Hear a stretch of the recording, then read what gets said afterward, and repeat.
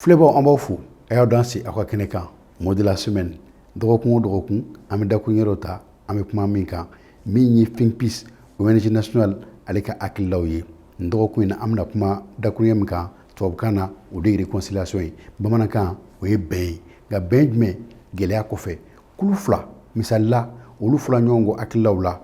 gɛlɛya donna u ni ɲɔgɔn cɛ nka o bɛɛ kɔfɛ u y'a ŋaniya ka sigi ka kumaɲɔgɔnya kɛ u ni ɲɔgɔn cɛ walasa min ye bonya ye ani ka da ɲɔgɔn na ka adamadenya kɛ ɲɔgɔn fɛ an b'a fɔ o de ma ko réconciliation n'o y'a sɔrɔ hakilila wɛrɛ bɛ aw la nin dakuruɲɛ in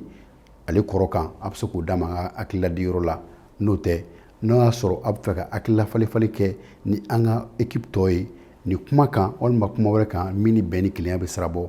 a bɛ se ka weleli kɛ allo think peace la ni o ye nɛgɛjuru sira ye min labilalen bɛ aw ye su fara tile kan 82 12 03 83 walima 70 42 86 42 a k'an bɛ sigida wɛrɛ. Think Peace.